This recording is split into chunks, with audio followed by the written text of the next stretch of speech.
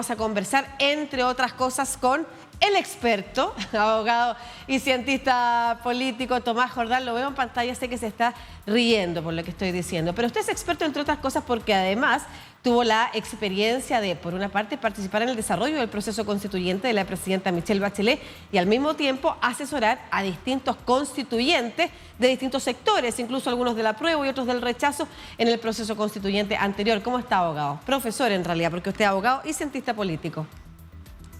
Hola, Lucía, buen día, un gusto. Muchas gracias por estar acá. No, encantado.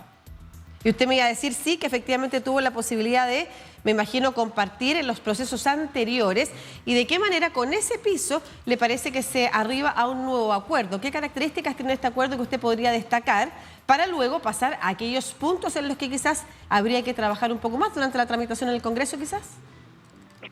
Sí, para tener claridad, el acuerdo es consecuencia del plebiscito.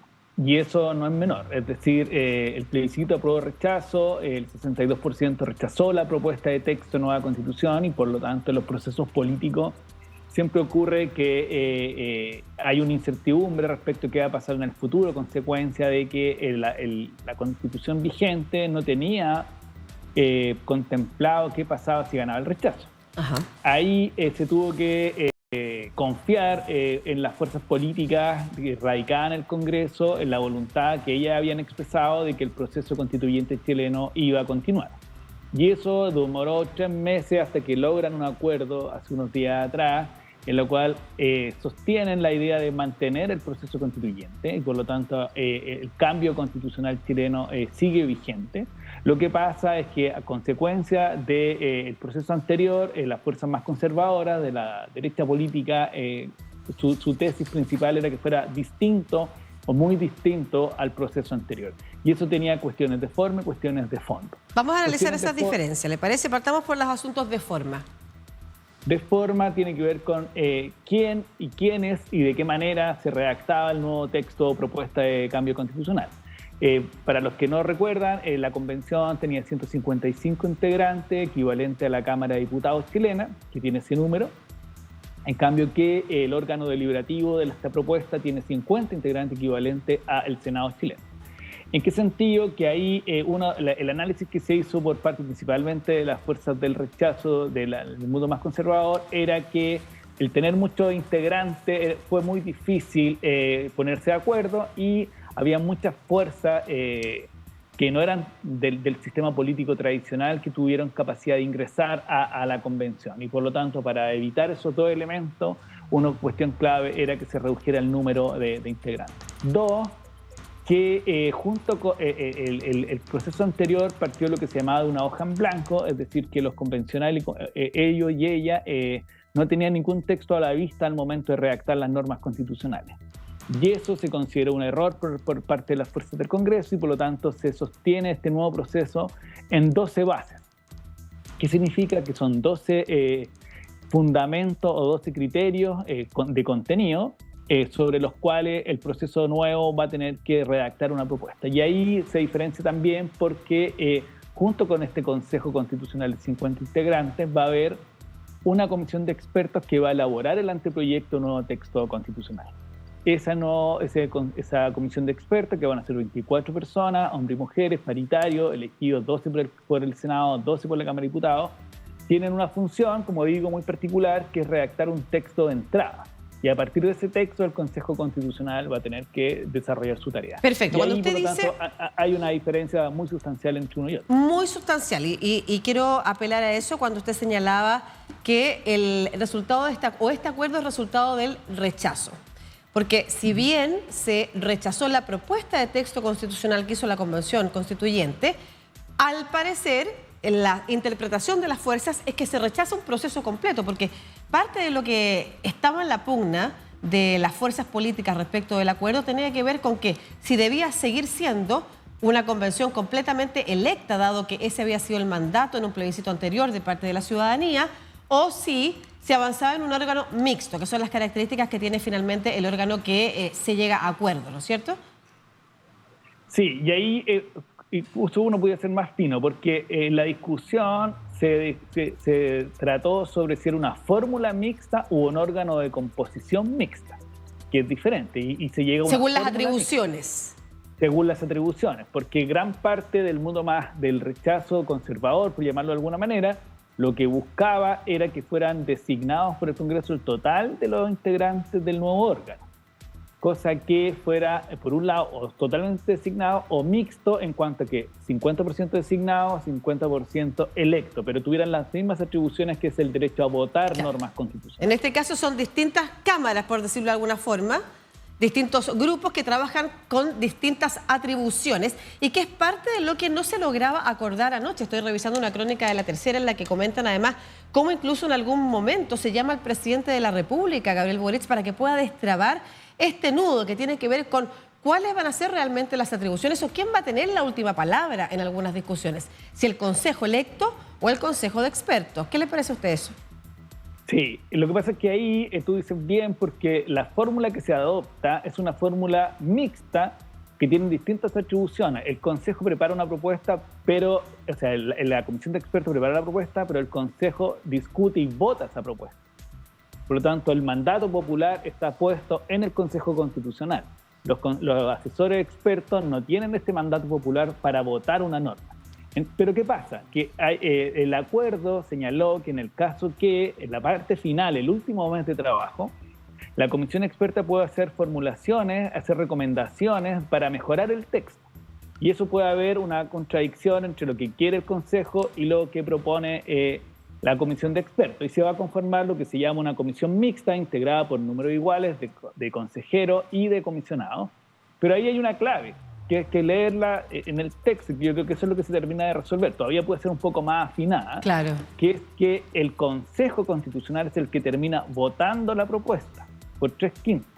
Es decir, por mucho que se conforme una mixta, por mucho que haya cierta tensión en algún momento, es el Consejo el que tiene que votar la propuesta y perfectamente la puede votar en contra. Y por lo tanto no va a haber acogida a la propuesta de la comisión de expertos. Entonces me parece que ahí se resuelve en favor del Consejo. De la soberanía popular, de alguna forma. Totalmente. Claro, del órgano electo por soberanía popular, aunque es un órgano electo que puede contar con representatividad diversa, considerando la reducción importante en su número de personas.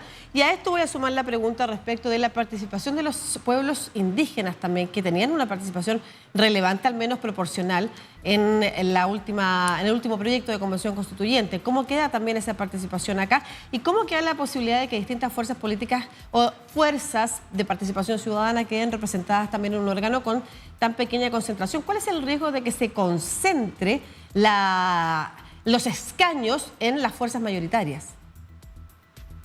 Sí, a ver, esto es una regla electoral, por decirlo de alguna manera.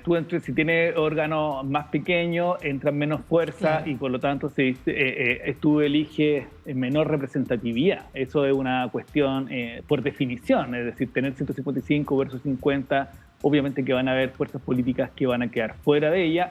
Además que hay una regla especial, se vuelve a la regla tradicional, que hubo una regla especial en el proceso anterior en que las personas independientes podían armar listas de independientes. Eso ya no existe y por lo tanto va a haber listas de partido con independientes que van en los pactos de partido.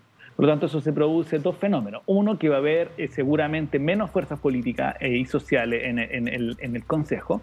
Y dos, que el factor independiente va a ser mucho menor en cuanto a intensidad que lo que fue en el proceso anterior. Ahora, hay dos cuestiones, sí, que se mantienen, pero con una equivalente y la otra más restrictiva. En lo que se mantiene equivalente es la regla de paridad. El órgano electo tiene que ser paritario y no puede haber más de diferencia de uno en cuanto a un sexo u otro. Y eso me parece que no es menor, porque lo hablábamos algunas veces en el proceso anterior. El gran aporte del proceso constituyente chileno anterior es la paridad como regla estructural en el acceso a los cargos públicos y en el ejercicio de los cargos públicos. Y dos, el tema indígena se cambia, es más restrictiva la regla, por cuanto el criterio es diferente. En el proceso anterior había 17 escaños en proporción a la representación de la total nacional de los pueblos indígenas, que era alrededor del 13%. Y por lo tanto esos 17 escaños en 155 trataban de expresar esa población indígena nacional. En cambio que acá, ¿qué pasó en ese proceso? Que votó alrededor del 4% de la población indígena en la elección, del total en relación al total del padrón que votaron.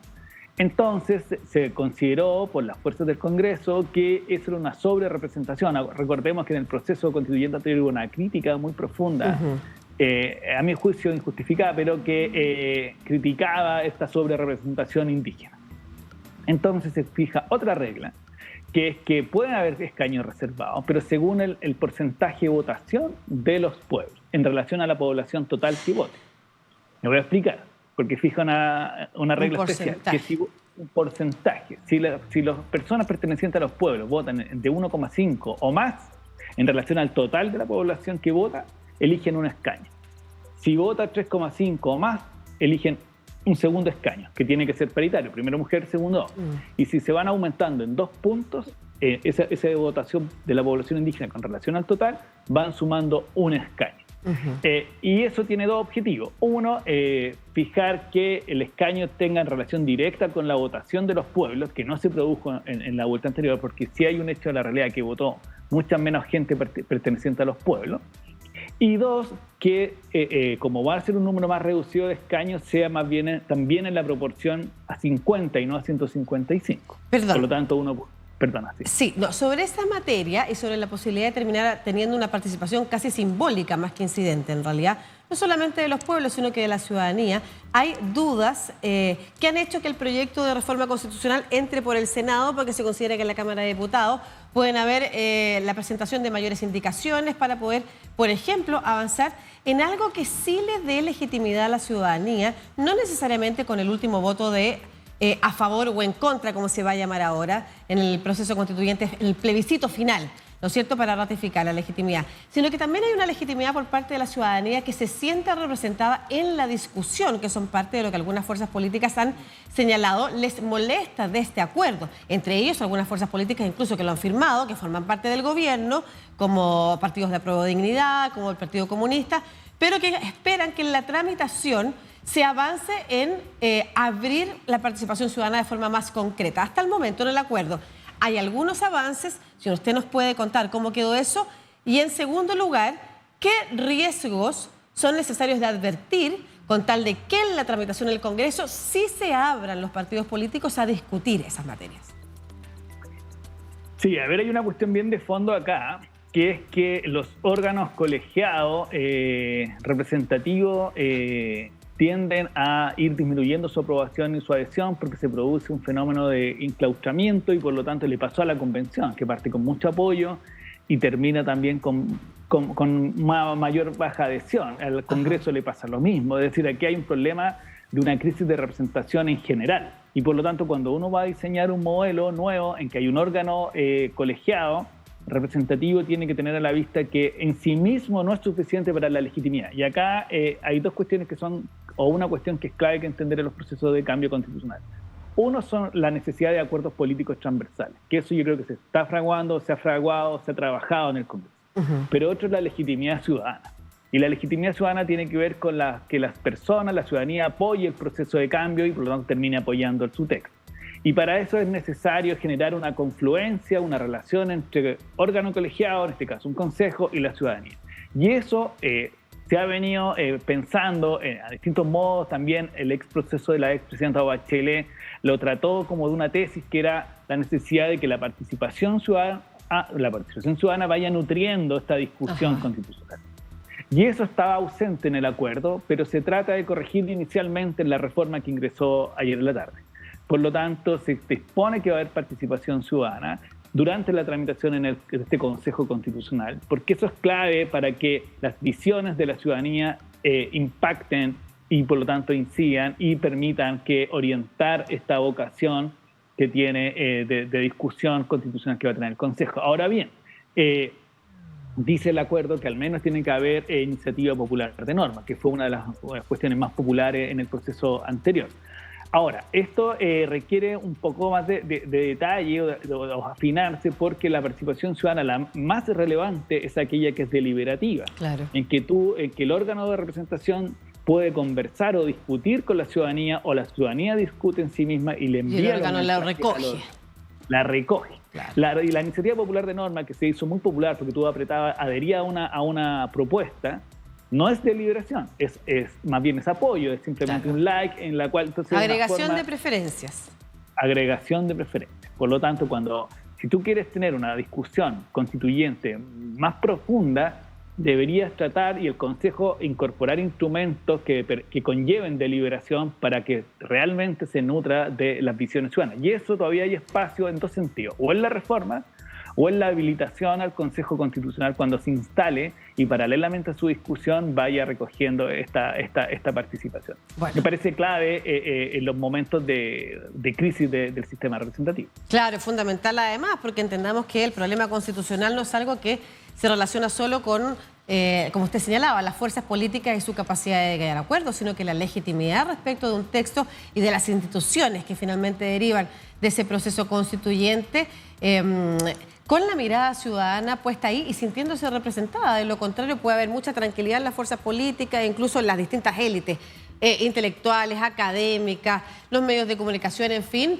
pero la crisis social que dio inicio al proceso constituyente puede seguir de alguna manera perdiendo lo común, haciéndonos perder el tejido de lo común, como han señalado algunos cientistas sociales y jurídicos, que es lo que ha pasado en Chile durante la última década y es lo que no se ha podido revertir. Muchas gracias, profesor Tomás Jordán, abogado y cientista político, profesor de Derecho Constitucional de la Universidad Alberto Hurtado, además activo participante en los procesos constituyentes anteriores como asesor. Esperamos ver entonces qué es lo que seguirá sucediendo en esta discusión, porque de largo aliento, considerando además que todo el próximo año, y eso es parte del acuerdo, se estaría desarrollando este proceso, sus distintas etapas, para terminar en enero del 2024 con un plebiscito. Muchas gracias, profesor.